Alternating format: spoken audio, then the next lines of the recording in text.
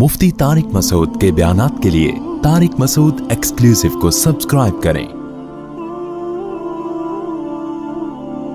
Tariq Masood exclusive.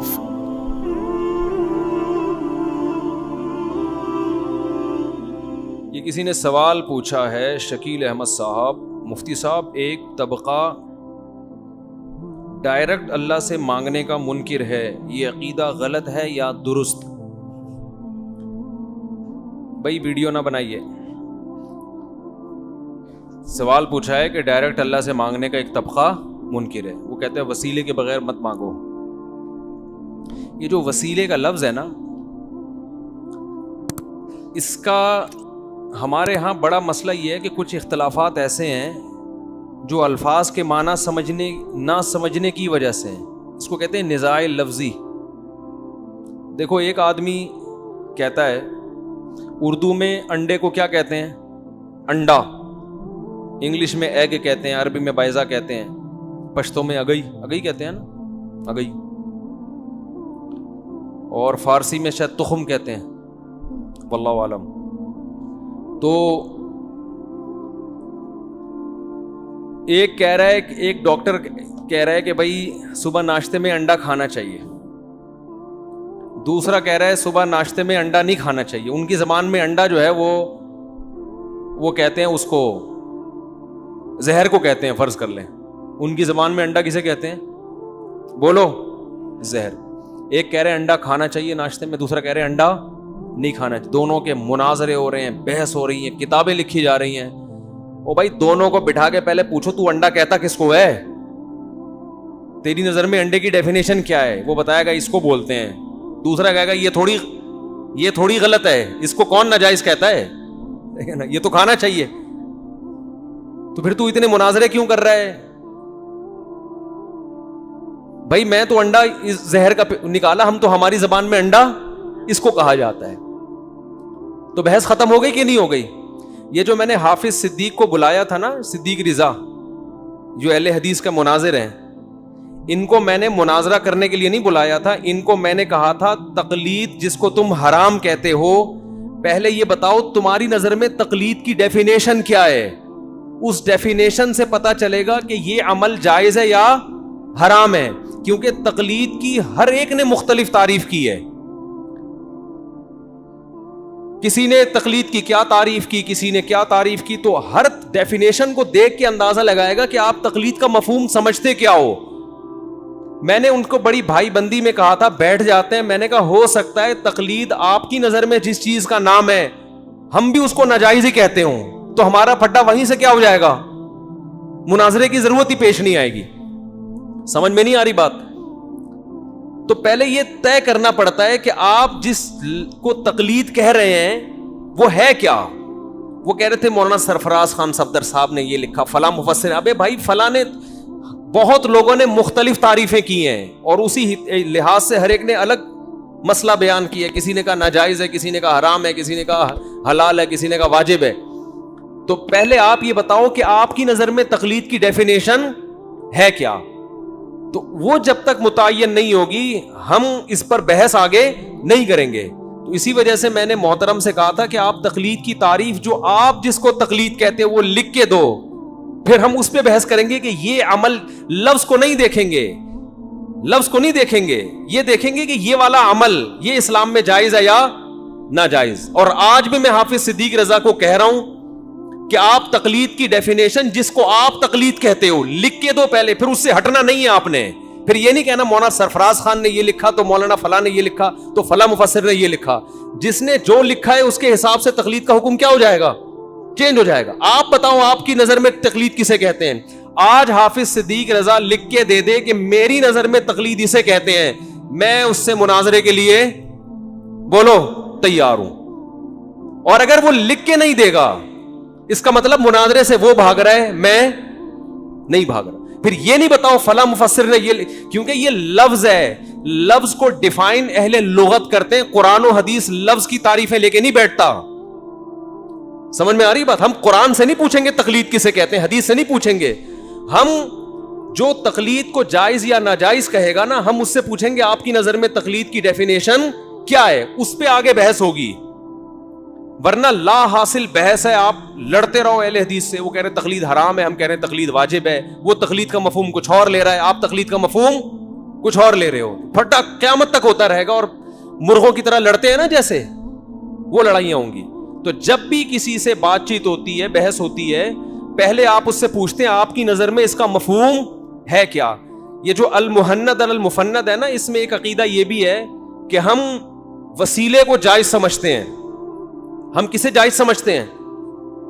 وسیلے کو, کہ کسی کے وسیلے سے دعا مانگنا. ہمارے اہل حدیث بھائی کیا کہتے ہیں؟ وسیلہ اسلام میں کیا ہے؟ بولو, حرام ہے. پھر وہ یہ بحث بھی کرتے ہیں مردوں کا وسیلہ جائز نہیں ہے, زندوں کا وسیلہ جائز ہے. یہ بھی بحث ایک آتی ہے درمیان میں. بھائی وسیلے کو پہلے ڈیفائن کرو, آپ کی نظر میں وسیلے کا مفہوم کیا ہے, ہماری نظر میں وسیلے کا مفہوم کیا ہے. جب تک یہ مفہوم متعین نہیں ہوگا قیامت تک یہ لڑائی جاری رہے گی. ہماری نظر میں وسیلے کا مفہوم وہ نہیں ہے جو اہل بدعت کی نظر میں ہے. دیکھو وسیلہ بالعمل سب کے نزدیک جائز ہے. وسیلہ بالعمل کسے کہتے ہیں؟ اپنے کسی عمل کو اللہ کے سامنے پیش کر کے اس کا واسطہ دینا, اس کو کیا کہا جاتا ہے؟ وسیلہ بالعمل. یہ اہل حدیث بھی جائز کہتے ہیں, ہم بھی کیا کہتے ہیں اس کو؟ بولو نا, جائز ہے. اس کی مثال حدیث سے ملتی ہے. 3 آدمی غار میں بند ہو گئے تھے, تینوں نے اپنے عمل کا وسیلہ پیش کیا. ایک نے کہا اللہ میں اپنے ماں باپ کے لیے پوری رات دودھ لے کے کنارے پہ کھڑا رہا ہوں, تو میرے اس عمل کو قبول فرما, اگر یہ تیرے خاطر تھا تو جس مصیبت میں ہم ہیں اس سے ہمیں کیا دے دے نجات. یہ وسیلہ ہے نا. کس کا وسیلہ؟ عمل کا وسیلہ. ڈائریکٹ اللہ ہی سے مانگ رہے ہیں. وسیلہ کس کو بنا رہے ہیں؟ اپنے عمل کو پیش کر رہے ہیں. وسیلہ کہتے ہیں ذریعہ کو, کہ اللہ کی رحمت کو کھینچنے کا کیا ہے؟ ذریعہ ہے. یہ آج بہت سارے پھٹے خام خامے ہو رہے ہیں. وہ آپ کی بات نہیں سمجھ رہا, آپ اس کی بات نہیں سمجھ. وہ جس پہ بحث کر رہے ہیں آپ کا بھی وہی عقیدہ ہے جو اس کا عقیدہ ہے. لفظی نزاع کو بنیاد بنا کے لڑائیاں. تقلید کا معاملہ بھی ایسا ہی ہے. جس تقلید کو ہم واجب کہتے ہیں اس کو اللہ کی قسم اہل حدیث بھی واجب کہتے ہیں. اس کو وہ کرتے ہیں. واجب کہنا تو دور کی بات, وہ سارے یہی کر رہے ہیں. اہل حدیث کی عوام اپنے علماء کی تقلید کرتی ہے, وہ تقلید جس کو ہم تقلید کہہ رہے ہیں. اور جس کو اہل حدیث علماء جس تقلید کو حرام کہہ رہے ہیں اس کے ہم بھی قائل نہیں ہیں. وہ تقلید اور طرح کی ہے. اور ہم جس تقلید کے واجب یا جائز ہونے کی بات کر رہے ہیں وہ تقلید, اس کی ڈیفینیشن الگ ہے. اس کی اب آپ اگر مفسرین کی کتابوں میں جاؤ گے, فلاں نے یہ لکھا, تو فلاں نے, ہر آدمی نے اپنے حساب سے الگ الگ اصطلاح میں تعریف کچھ اور ہے, لغت میں تعریف کچھ اور ہے, پھر فقہا کی اصطلاح کچھ اور ہے, محدثین کی اصطلاح کچھ اور ہے. اصطلاحی الفاظ دیکھو, کسی چیز کا فزک میڈیکل نام کچھ اور ہوتا ہے, عوامی نام کچھ اور ہوتا ہے. اگر یہ کورونا کا نام کووڈ-19 ہے نا, یہ تو ڈاکٹروں نے رکھا ہے. گاؤں دیہات میں کسی کو کورونا کو کووڈ-19 تھوڑی کہے گا, وہ پتہ نہیں کچھ اور سے تعبیر کرے گا, بلا ہی بھی ہے, کچھ بھی کہہ سکتا ہے وہ. تو پہلے آپ لفظ کے میننگ متعین کریں گے کہ آپ جس تقلید کے جائز یا ناجائز سمجھ رہے ہیں اس کی میننگ آپ کی نظر میں کیا ہے, اس کے بعد بات آگے چلتی ہے. تو اب یہ سمجھو نبی صلی اللہ علیہ وسلم نے کیا فرمایا کہ 3 آدمیوں نے کیا کیا, اپنا عمل پیش کیا. یہ ہماری نظر میں یہ وسیلہ ہی ہے, وسیلہ بالعمل کہتے ہیں اس کو. عمل پیش کیا کہ وہ فلاں نے کہا کہ میں نے پوری رات اے اللہ اپنے والدین کے سامنے دودھ کا پیالہ لے کے کھڑا ہوں. ایک نے کہا کہ مجھے زنا کا موقع ملا, تیری خوف سے میں اس سے پیچھے ہٹ گیا, تو مجھے اس مصیبت سے نجات دے دے. ایک نے اپنا ایک کاروبار کا واقعہ سنا ہے, اس میں بڑی دیانت داری کی تھی اس نے. تو یہ ہے وسیلہ بالعمل, جس کو اہل حدیث بھی جائز سمجھتے ہیں اور ہم بھی جائز. ایک ہوتا ہے وسیلہ بالذات. تو وسیلہ بالذات ہماری نظر میں وہ وسیلہ بالعمل ہی ہے, کیونکہ ذات برائے ذات مقصود نہیں ہوتی. ہماری نظر میں جب کسی بزرگ کا واسطہ دیا جاتا ہے, اللہ اس کے واسطے سے میری یہ دعا قبول فرما لے, تو واسطے کا مطلب ہماری رائے میں, ہمارے علماء کی رائے میں یہ ہے کہ اللہ مجھے اس سے محبت ہے, یہ تیرا نیک بندہ ہے, مجھے اس سے محبت ہے, میرے اس سے تعلق ہے. یہ تعلق بھی ایک عمل ہے نا. نیک لوگوں سے محبت, نیک لوگوں سے تعلق کیا ہے؟ دیکھو آپ جاتے ہو, جب آپ کا دفتر میں کوئی کام پھنسا ہوا ہوتا ہے, آپ ایس ایچ او کے چچا کو لے جاتے ہو. تھانے میں کوئی کام پھنسا ہوا ہے, ایس ایچ او کے چچا سے آپ نے رابطہ کیا, چچا سے فون کروایا, چچا کو آپ نے کیا بنایا؟ وسیلہ. تو اس میں 2 جہتیں ہیں. ایک تو وسیلہ یہ کہ چچا وہ ایس ایچ او سے بھی بڑی چیز تھی کوئی, اس نے جب فون کر دیا ایس ایچ او صاحب ڈھیر ہو گئے. یہ اللہ پہ کوئی زور اس طرح کا وسیلہ اللہ کے حق میں نہیں ہو سکتا کہ کوئی کسی کو ذریعہ بنائے اور اللہ اس کے سامنے عاجز آ جائے معاذ اللہ. لیکن ایک یہ ہے ایس ایچ او کے چچا سے آپ کے کیا تھے تعلقات, آپ چچا کو لے گئے تھانے میں. اب ایس ایچ او یہ نہیں دیکھ رہا کہ یہ میرے چچا ہیں, ایس ایچ او یہ دیکھے گا کہ آپ اس کے چچا کے دوست ہیں, تعلق ہے. تو آپ اس سے یہ بولتے ہیں کہ بھائی یہ آپ کے چچا ہیں, ان کا واسطہ آپ کو دے رہا ہوں, کیا مطلب میرا ان سے ریلیشن ہے, میرے ان سے دوستی ہے, میرے ان سے اٹھنا بیٹھنا ہے, تو حکمن میں بھی آپ کا چچا ہی ہو گیا ایک طرح سے, یا حکمن میں بھی آپ کا ریلیٹو نکلا کہ نہیں نکلا. تو ریلیشن یا تعلق یا محبت یہ عمل ہے, تبھی تو اس پہ آخرت میں جزا بھی ملتی ہے اور سزا بھی ملتی ہے. برے لوگوں سے تعلق ایک عمل ہے, آخرت میں اس پہ وبال آئے گا. نیک لوگوں سے محبت اور تعلق ایک عمل ہے, آخرت میں اس پہ ثواب ملے گا. نبی نے فرمایا سب سے بڑا عمل یہ ہے جس کی وجہ سے 7 آدمیوں کو قیامت کے دن اللہ کے عرش کا سایہ ملے گا. ان میں ایک وہ آدمی یتحابان فی اللہ اجتمع علیہ وتفرقا علیہ, صرف اللہ کے لیے آپس میں کیا کرتے ہو, محبت. تو صرف اللہ کے لیے کسی سے محبت کرنا یہ بہت بڑا عمل ہے. تو علماء دیوبند کی نظر میں جب کسی بزرگ کا واسطہ دے کے اللہ سے مانگا جاتا ہے تو بزرگ برائے بزرگ مراد نہیں ہوتے, ان بزرگ سے تعلق اور محبت مراد ہوتی ہے کہ میرا ان سے تعلق ہے, میرا ان سے محبت ہے, یہ ہمارے درمیان موجود ہے, ان کی وجود ہمارے لیے باعث سعادت ہے, اس کا ہم تجھے واسطہ دے رہے ہیں. تو یہ عمل ہی ہے, اس کو نہ اہل حدیث ناجائز کہہ سکتے ہیں, نہ ڈاکٹر ذاکر نائک, نہ کوئی اور عالم. سمجھ میں آ رہی ہے بات؟ نہیں آ رہی میرا خیال ہے. تو علماء دیوبند جس وسیلے کے قائل ہیں وہ یہ والا وسیلہ ہے, یہ وسیلہ بالعمل ہی ہے, اور اس پر علماء دیوبند کی تصریحات موجود ہیں, ان کی عبارتیں موجود ہیں کہ یہ وسیلہ بالعمل ہی ہے.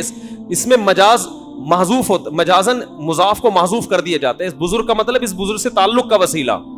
شارٹ میں کیا کر دیا جاتا ہے, ایک لفظ کو بولتے کیوں نہیں حذف کر دیا جاتا ہے. جیسے آپ کہتے ہیں نا گاڑی پنچر ہو گئی, گاڑی نہیں پنچر ہوئی تھی, گاڑی کا ٹائر پنچر ہوا ہوتا ہے. آپ کہتے ہیں میں دعوت میں گیا 3 پلیٹیں کھا گیا, تو پلیٹ تو کسی کا باپ بھی نہیں کھا سکتا, تو پلیٹوں کے اندر بھی آپ نے ان شارٹ کہہ دیا ہوتا ہے. تو ان شارٹ کہا جاتا ہے اس کا واسطہ, اس کا واسطہ, فلاں کا واسطہ, اللہ تجھے مطلب میرے اس سے تعلق ہے. تبھی کسی چرسی ہیروئنچی کا واسطہ بولو نہیں دیا جاتا, بزرگوں کا واسطہ دیا جاتا ہے. ہاں اس پر اتنا ضرور اشکال ہوتا ہے کہ بعض دفعہ عوام اس فرق کو نہیں سمجھتی کہ یہاں مضاف محذوف ہے. تو عوام کو غلط عقیدے سے بچانے کے لیے اگر کسی کی یہ رائے ہے کہ یہ وسیلے کا لفظ درمیان سے نکال کے ڈائریکٹ اللہ سے مانگنا چاہیے, اگرچہ آپ کی نیت درست ہے, آپ کا مطلب مجھے اس بزرگ سے محبت ہے, تعلق ہے, اس کا وسیلہ, لیکن عوام میں اتنی سمجھ نہیں ہوتی کہ وہ اس باریکیوں کو جانے. لہذا عوام کو وہ یہ سمجھ رہی ہوتی ہے وسیلہ بالذات ہی ہے, ذات برائے ذات مقصد ہے. اس لیے عوام کو کنفیوژن سے بچانے کے لیے اگر یہ وسیلے کا لفظ کچھ دنوں کے لیے مارکیٹ سے شارٹ کر دیا جائے تو میری رائے بھی یہی ہے کہ اس میں کوئی خرابی نہیں ہے. بھائی ڈائریکٹ اللہ سے یوں مانگ لو اللہ, اور اگر کسی بزرگ کا واسطہ دینا تو ڈائریکٹ محبت کا لفظ ہائی لائٹ کر لو, اللہ مجھے میرا خیال ہے کہ یہ تیرا نیک بندہ ہے. یقینی طور پر تو کسی کو نیک بندہ نہیں کہہ سکتے آپ, مجھے ایسا لگتا ہے کہ 4 شادیاں ہیں تو شاید نیک ہی ہوگا یہ, تو اس کی 4 شادیوں کا واسطہ, مطلب چوڑے میں تو آ گیا نہیں ہے, صحیح ہے نا. تو اللہ تجھے اس نے سنت زندہ کرنے کے لیے اپنے آپ کو اللہ ذبح کروا دیا. سر کے بال اس کے غائب ہو گئے, بیچ سے گنجا ہے, پگڑی اتارتا ہے تو درمیان سے کیا نظر آتی ہے, یہ بال ہمیں باہر سے نظر آ رہے ہیں اللہ, تو تجھے اس کی ٹنڈ کا واسطہ. تو یہ جو مضاف ہے نا, جو محذوف ہے, اس کو ہائی لائٹ کر دے آدمی یا ڈائریکٹ بول دے تاکہ کوئی بدعتی آدمی کو تائید نہ ملے. تو یہ میری ایک رائے ہے, لیکن یہ بھی قرآن و حدیث نہیں ہے. رائے کا اختلاف کا پورا حق ہوتا ہے. دوسرا کہہ سکتا ہے کہ بھائی مجھے آپ کی رائے سے اتفاق نہیں ہے, نہ کوئی اس سے شرک پھیل رہا ہے, کچھ بھی نہیں ہو رہا, خام ایک چیز کو بنا لیا, تو چلو چلتا ہے پھر, وہ بھی ٹھیک ہے, یہ بھی ٹھیک. تو یہ جو وسیلے کے لفظ پہ اتنی بحثیں چل رہی ہیں, یہ وسیلے کے لفظ کا مفہوم پہلے متعین کرو کہ تمہاری رائے میں وسیلہ کسے کہتے ہیں, ہماری رائے میں وسیلہ کسے کہتے ہیں. تقلید کی ڈیفینیشن ابن قیم نے الگ کی ہے, ابن تیمیہ نے الگ کی ہے, علامہ سرفراز خان صفدر صاحب نے الگ کی ہے, حضرت فلاں نے الگ کی ہے. وہ ہر ایک الگ الگ حکم بیان کر رہا ہے, سمجھتے ہو. تو پہلے آپ بتاؤ آپ کی نظر میں کیا اس کا تصور ہے, ہم اس پہ بحث کریں گے کہ یہ جائز ہے یا ناجائز. تبھی حافظ صدیق رضا نے کہا نا کہ تقلید کہتے ہیں بلا دلیل کسی کی بات کو ماننا. تو میں نے کہا تو بہت سارے تابعین نے صحابہ کی باتوں کو بلا دلیل مانا ہے. اس پہ فوراً وہ ہمارے مشہور زمانہ نے کلپ بنا لیا کہ وہ صحابہ تھے اور تم کیا ہو, تم تو کوئی دیوبندی ہے, تو کوئی بریلوی ہے, تو کوئی فلانا ہے, تو کوئی ڈمکانا. تو بات جو چل رہی ہے اس کو موضوع سے ہٹا دیا. ہماری بات آپس کی بحث ہو رہی ہے, ہم تقلید کی کو ڈیفائن کر رہے ہیں, تم درمیان میں بلا وجہ تمہیں کون پوچھ رہے ہیں, تم سے پوچھا کسی نے؟ وہ خام خام میں بیٹھ کے اپنا ایک وہ ایفیشنسی جھاڑنے کی کوشش کی ہے.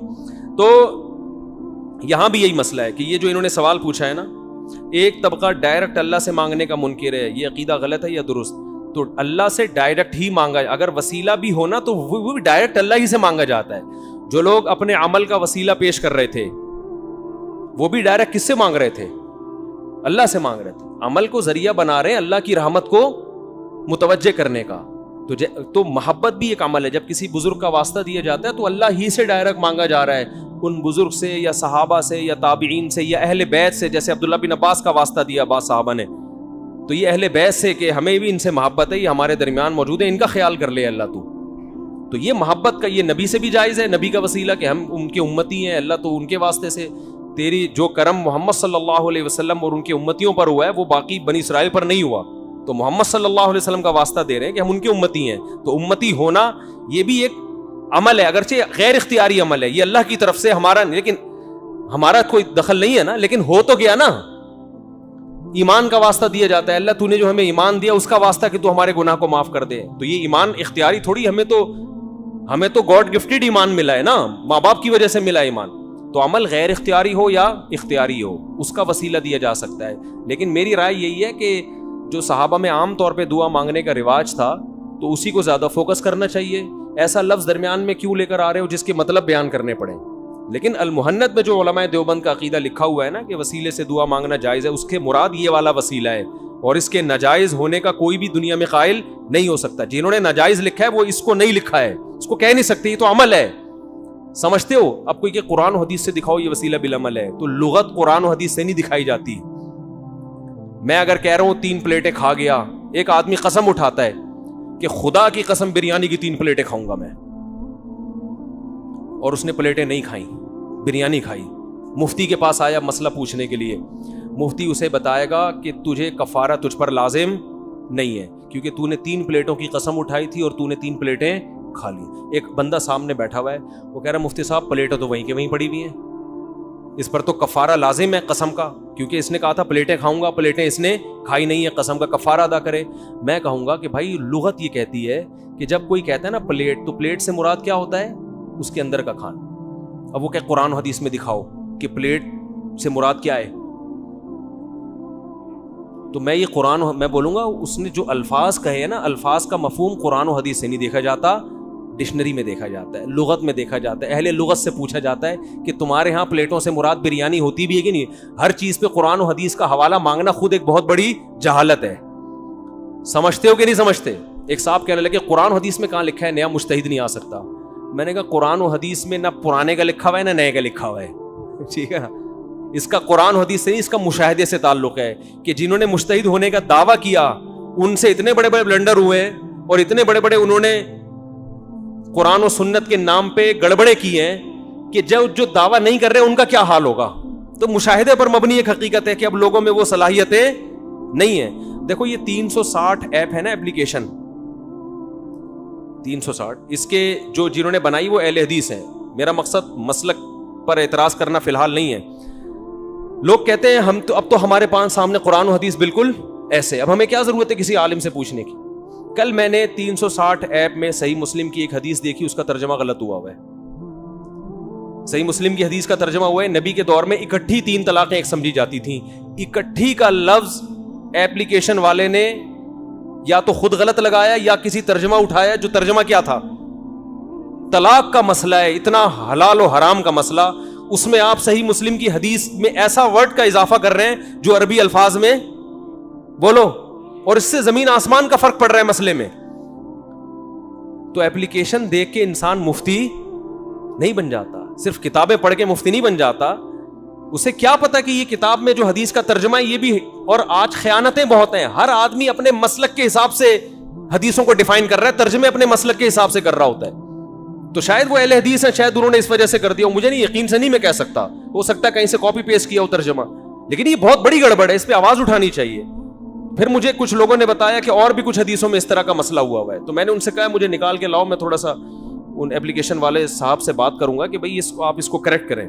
تو میرا پیغام 360 جنہوں نے اپلیکیشن بنائی ہے انتہائی احترام کے ساتھ ان تک اگر کوئی پہنچا سکتا ہے تو ان کو بتایا کہ یہ جو آپ نے صحیح مسلم کی حدیث کا ترجمہ کیا کہ نبی کے دور میں اکٹھی 3 طلاقیں ایک سمجھی جاتی تھی, اس میں اکٹھی کا لفظ کیا کریں, حذف کریں. یہ صحابی کا بیان نہیں ہے, اس میں علیہ طلاق ہے کہ علیہ طلاق 3 ایک سمجھی جاتی تھی, جس کا جواب موطا امام مالک میں موجود ہے, ابو داؤد میں موجود ہے کہ زمانے جاہلیت میں جیسے متع جائز تھا صحیح مسلم کی حدیث کے مطابق, ایسے ہی 3 طلاقیں چاہے ایک مجلس کی ہوں یا 10 مجلس کی, 3 ایک سمجھی جاتی تھی. اسلام نے اس حکم کو منسوخ کیا ہے. خیر حدیث پر فقہی بحث تو ایک الگ ٹاپک ہے نا, ترجمہ تو لفظ بلفظ ہونا چاہیے نا, اس کی تشریح کیا ہے وہ تو ایک الگ چیز ہے. آپ تشریح میں لکھ دیں اپنی رائے, ترجمے میں تو نہ لکھیں. ترجمے میں تو لوگ سمجھیں گے یار یہ نبی کے دور میں تو ایک مجلس کی 3 ایک, اور یہ مولویوں نے کیا فتوے دینا شروع کر دیے. تو چاروں امام معاذ اللہ, صحابہ کرام, تابعین جو اکٹھی 3 کو 3 کہتے تھے, لوگ ان کو سب کو بیوقوف معاذ اللہ سمجھیں گے. اور یہ ہو رہا ہے آج کل, چند حدیثوں کے نمبر ترجمے یاد کر کے اسلاف سے اعتماد کیا ہو رہا ہے, ختم ہو رہا ہے. تو یہ گڑبڑیں ہو رہی ہیں. تو یہ دور فتنوں کا دور ہے, علمیت نہیں ہے, لکیر کی فقیری کا دور ہے, مسلک پرستی کا دور ہے. ہر آدمی قرآن و سنت کے نام پہ نیا مسلک بنا کے کہتا ہے یہ ٹھیک ہے اور میرا کوئی مسلک ہے نہیں, میں کسی کو نہیں مانتا. مطلب ہوتا ہے سارے غلط ہیں, میں کیا ہوں, صحیح ہوں. تو یہ چل رہا ہے مارکیٹ میں. تو الفاظ کو پہلے متعین, وسیلے کا لفظ بھی ایسے, پہلے اس کو متعین